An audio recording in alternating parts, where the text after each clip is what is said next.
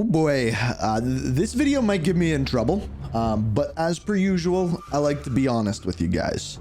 So before Battlefield 6 came out, I took it upon myself to go through every single Battlefield game and play all of the campaigns because I wanted all of the information and all of the knowledge going into Battlefield 6.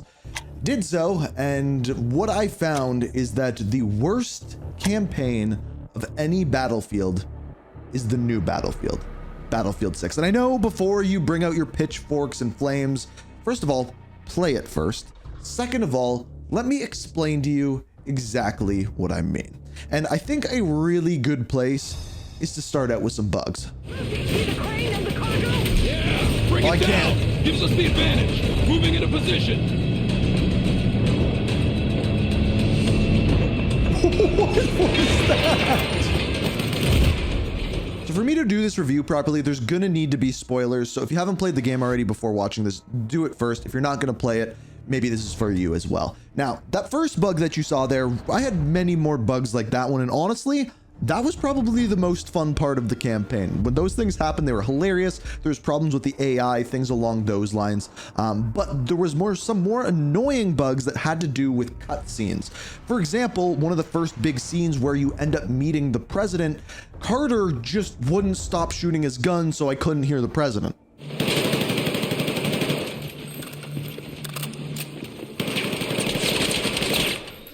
Eagles incoming. Whoa, friendlies.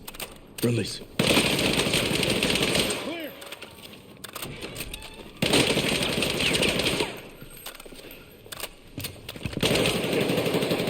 Stairs.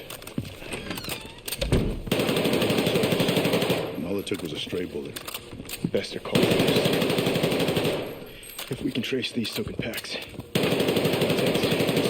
Or the first time I played the campaign, at the very end of it, Kincaid, the main bad guy, just his animations, he wasn't moving his mouth in like the big crescendo end cutscene of the entire campaign. You learned your lesson from the last time, eh, Pop? Oh, Carter would be proud.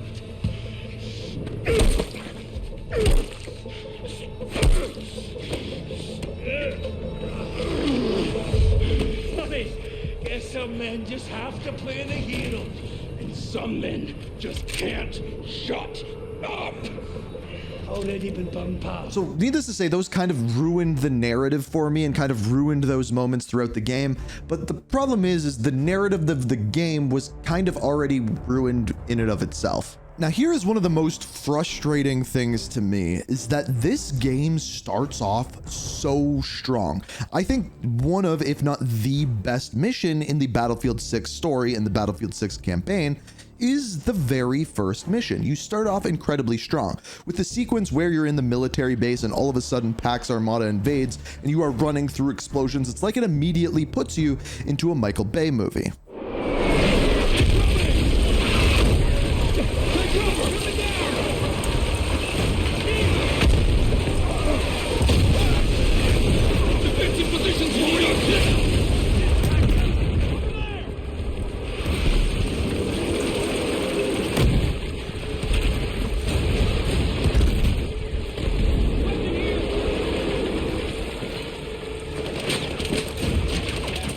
So it's got a really awesome start to this mission, but on top of that, when this mission ends, it's one of the best endings to the beginning of a game that I have seen. At the very beginning of this mission, you start off as Dylan Murphy working with the crew, but by the very end of this mission, you are in a downed helicopter defending yourself against Pax Armada, while one by one, your teammates get picked off until you are the sole survivor and they come and rescue only you.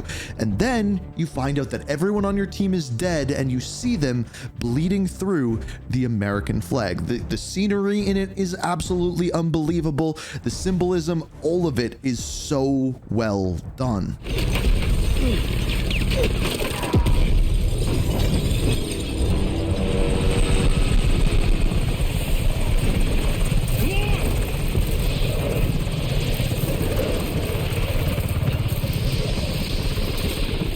We gotta go. You all right?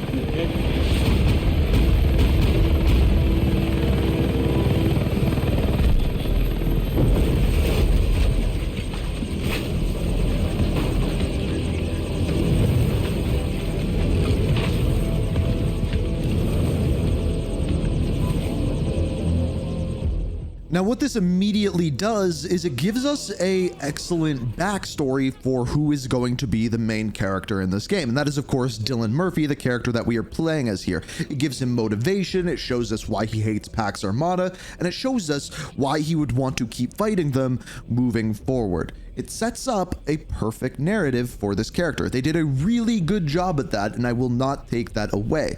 However, where they go after this is a little bit more confusing. So the next mission that we pick up on is we are going into Gibraltar in two separate groups. Number one is with Has Carter and Gecko, and the other one is alongside Lopez. You are playing as Dylan Murphy. So it sets up this group known as Dagger 13 or Dagger 13. However, we don't really know how this group came to be. There is no origin story for Dagger 13. Even through the entire game, it's never really said why these soldiers were picked, who picked them, how it came to be. It's just kind of a question left up in the air. And one of the problems with this is that is the base of the game, because this whole story is told through flashbacks. You are going into Mills, who is this kind of CIA agent who seemingly put together Dagger 13. You are going into her house and interrogating her about what has happened with Pax Armada and what is going on there. Now, we will come back to this, but this through line of this flashback and talking to Mills never really lands, because we don't know why each and every character in Dagger 13 was picked. We don't know who picked them. We don't know how they came to be. It's just a question that is left completely unanswered, which is very, very strange. So basically, in the next 3 sets of missions, I'm kind of okay with what goes on. In Gibraltar, we get set up with the bad guy who is Kincaid. We got shown how evil he is because he shoots someone in completely cold blood. Fuck down a Pax to push through. God damn it. Talk to me. McIntyre's gone. In the next set of missions, we go into Cairo. In my opinion, this is the second best mission. It's kind of cool with all of the night vision and everything that goes on there. But in this mission, we then find out about the backstory between Has Carter and Kincaid. Has. About Kincaid. What's the deal? You looked like you'd seen a ghost. You heard of Farouk al-Bashir? Henry Blackburn? Yeah. There's a whole module on it at the academy. Yeah, well, I was part of that operation. JSOC. The plausible deniability kind. Border of Iran and Syria. Clear. The JSOC mission. What went down? There was an SAS and Delta joint op, gathering intel on Iranian chemical weapons. Except there was a comm snafu. We got cornered by an IRG battalion and shit went down like you wouldn't believe. Losses? Too many. US blamed the UK and vice versa. It was a whole diplomatic clusterfuck. And Kincaid? Troop commander of the SAS unit. Dependable. The kind of guy you'd want by your side. He'd seen it all. Iraq, Afghanistan, Bosnia, Northern Ireland. But? Listen. Kincaid went back for his troops and he didn't return. I made the call. So all of a sudden, we have this crossover, a crossover between Battlefield 3 and Battlefield 6, and now we know that Has Carter was there during the events of Battlefield 3, as was Kincaid. And Kincaid got left behind, and now we know why he's mad at Has Carter, now we know why he's mad at America, and why he went to the PMCs. He wants revenge. Okay, now we have motivation for the bad guy. Everything has built up, and it then crescendos in the climax in New York City. And at the very end, this is what ends up happening. Murphy, you all right? Didn't check your corners.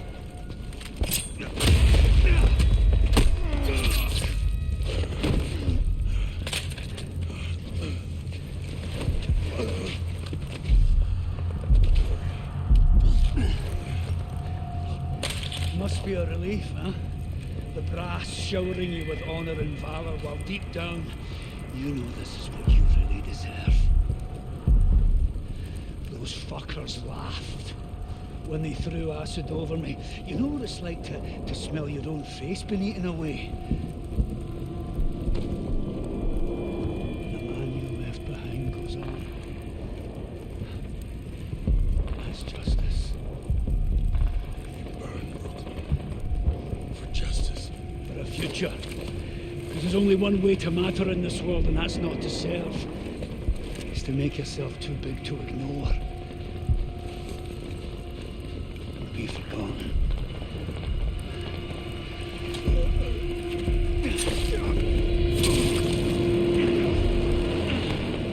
I say again, additional gunshots heard. Spread out.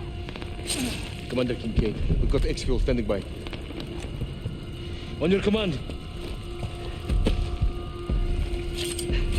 Muster up while you can, pal. Trust me, you have no idea what they'll do to you.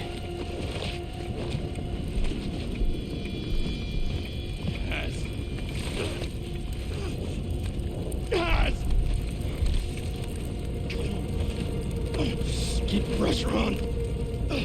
Listen up. Don't let this tear you down. You have to rise up. You have to be the leader. Down your knee. Don't. Yes. Hold on. We can't. I can't do this without you.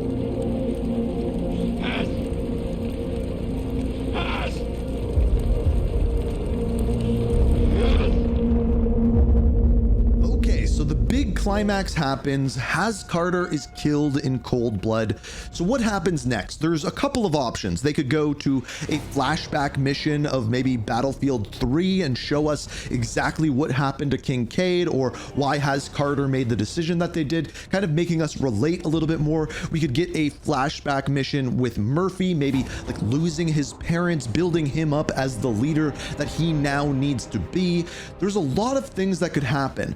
But one thing needs to happen. You need to build up this group of Dagger 13 and show that Murphy is the new leader. But instead, what do?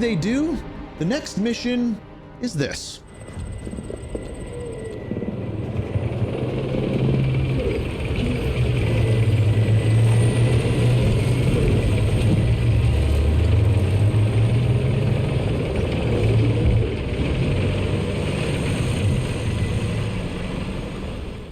Now in this mission, you don't play as Murphy, you don't play as Gecko, you don't play as Lopez, you don't play as Has Carter, you don't play even as Kincaid or Mills or anyone. You play as a character that has zero to do with the game whatsoever.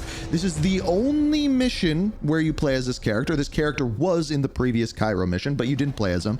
And Dagger 13, for that matter, is not in this mission. This mission exists for one reason and one reason alone, and that is so that they could say that they had a tank mission in this game. This mission is completely pointless. There is no narrative that has to do with anything. You are simply going through in a tank in Cairo, killing Pax Armada. There's no reason in the narrative. There's no reason to push forward Dagger 13 with the story. It has zero to do with the game, and it happens right after the most important moment in the entire campaign. Not to mention that this mission sucks. The gameplay is boring as hell. It is the most pointless mission in a military campaign that I maybe have ever seen. Now, you could argue that this is for world building to show that Pax Armada has affected more people than just Dagger, but they never go anywhere with this. This character never comes back in the campaign again, and they never do this throughout the rest of the game.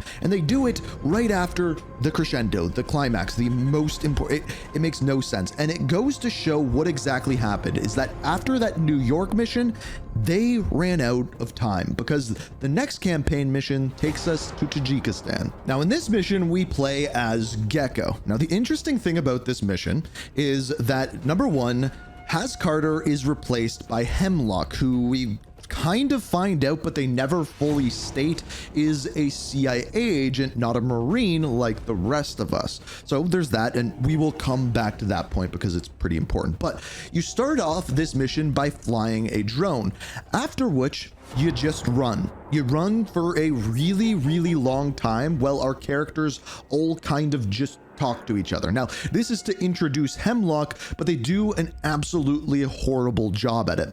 Not to mention, like, they don't give him any backstory as a character, but he is this masked, mysterious character who is a CIA agent. And by the very end, when we are interrogating Mills, he takes his masks off and reveals himself to the world.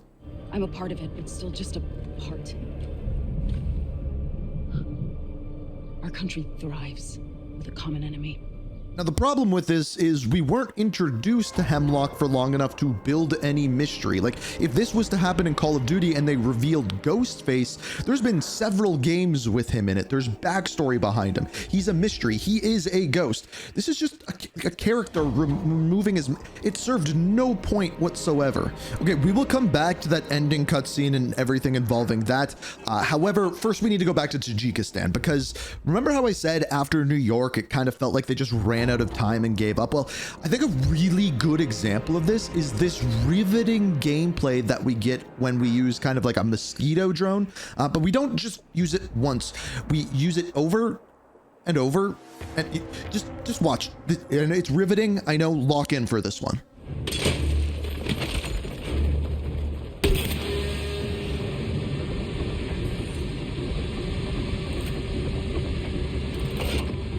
Keep up the pressure.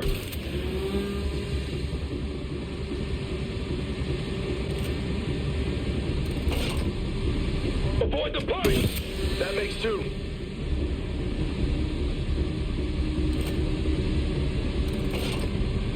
Solid hit. Now this goes on for a while, and you just do it over and over and over again until you take out the tank. And I know you're maybe thinking, okay, it's just one segment. Nope, it happens again.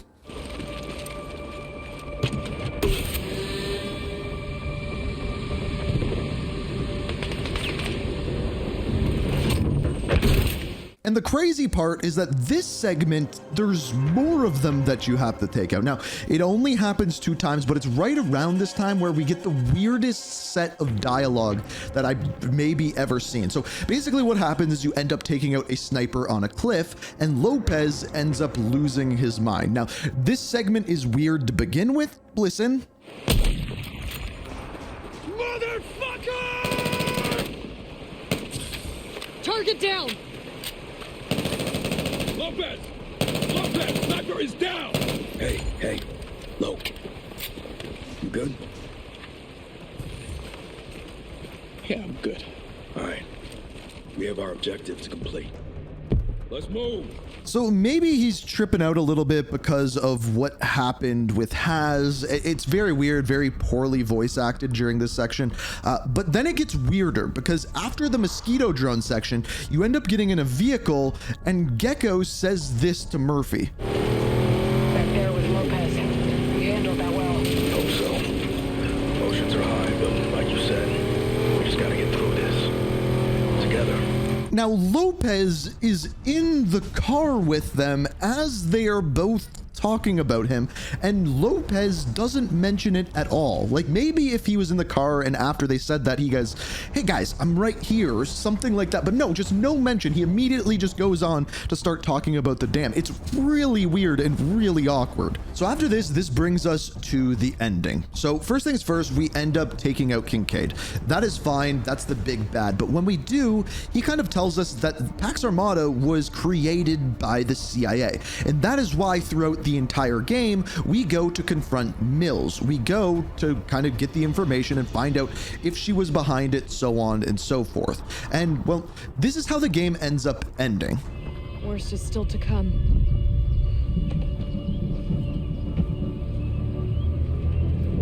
Murphy, just... There's nothing left to say.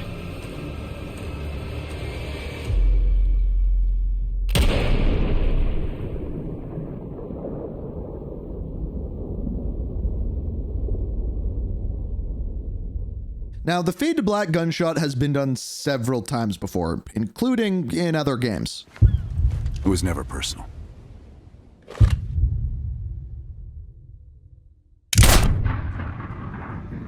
So yeah, it's a trope that's been used many times, and maybe talking about the things that have been taken from Call of Duty campaigns may be better suited for another video for another time. But yeah, it's a trope been used many, many times. But again, this brings us back to the ending, and the actual problem with the ending is there's quite literally zero payoff. You see, throughout the entire game, they have these flashbacks where you're interrogating Mills.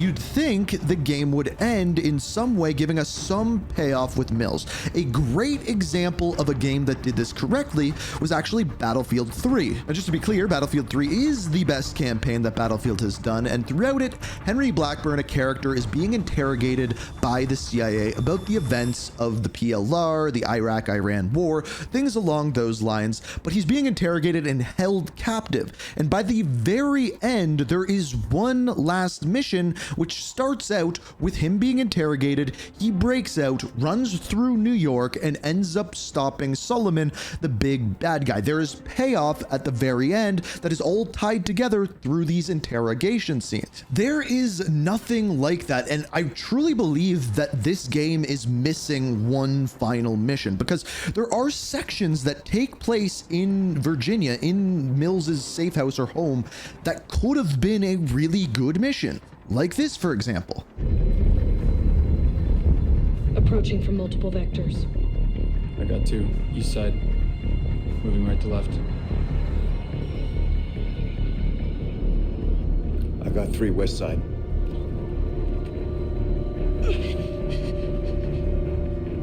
Frame shoot on the T of execute. 3.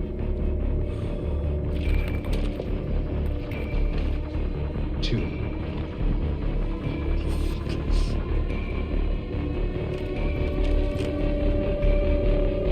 1. Execute.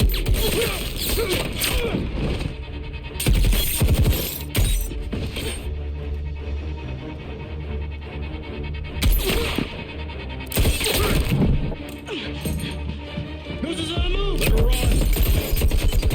She'll take us to it.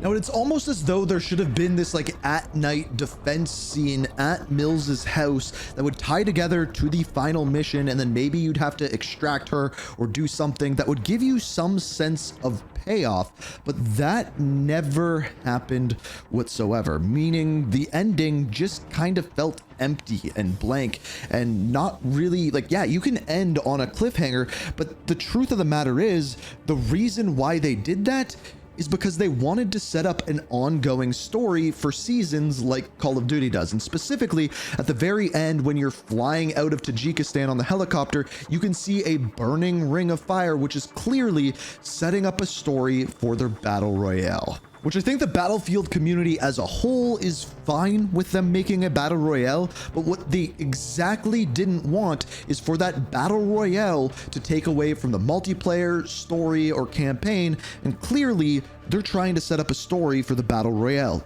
Just look at the background right here. It's clearly a ring of fire. Now, aside from that very first mission in the game, really gameplay-wise, there's nothing in this game that's really that memorable. Like, some of the night vision stuff in Cairo was kind of cool, but overall, they run into the same problem that Call of Duty has run into in the past. Modern Warfare 3 was a game that felt completely unfinished, and lo and behold, basically what they did over and over again in that game is just have you look for missiles. The missiles! They're going for the missiles! A shipment of American missiles. Flex, get those missiles back. Stole my missiles at sunrise. Who sent you the missiles?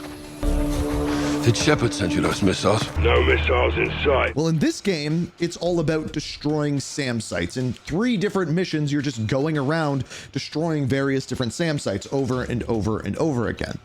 Copy. Our systems show the SAM network is operational. It didn't work. The network is rebooting? You gotta be kidding me. The entire system will be back online in 5 minutes. Then we blow the dam, take out all the SAMs. You can't be serious. Murph? It's the only way to be sure. If you don't believe me already that this campaign just simply wasn't finished, I think it's pretty clear that this was probably meant to be a co-op campaign that you could play solo because you can control all of your teammates and tell them that you want them to scout or do this or do that. But I'm pretty sure it was originally planned that you could play this with your friends, be a fully co-op campaign, but they never were able to get to that because they weren't able to finish. There's world building missions that should absolutely be in there. I think there was supposed to be a flashback mission to Battlefield 3 and Henry Blackburn and things. We just didn't get any of those because I think it was rushed, unfinished. There was those rumors that the studio that originally started working on this campaign got kicked off of it, and then this campaign was put together in just 1 year of their 3-year development cycle.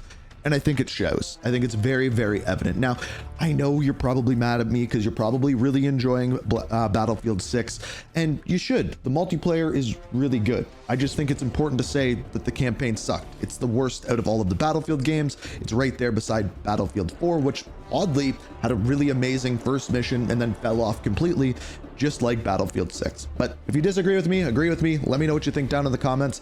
That's been my review of the Battlefield 6 campaign. If you like what you see here, be sure to subscribe, turn notifications on this channel. We cover everything story for all video games. So if you like video game story, this is the place for you. As always, thank you so much for watching, and until next time.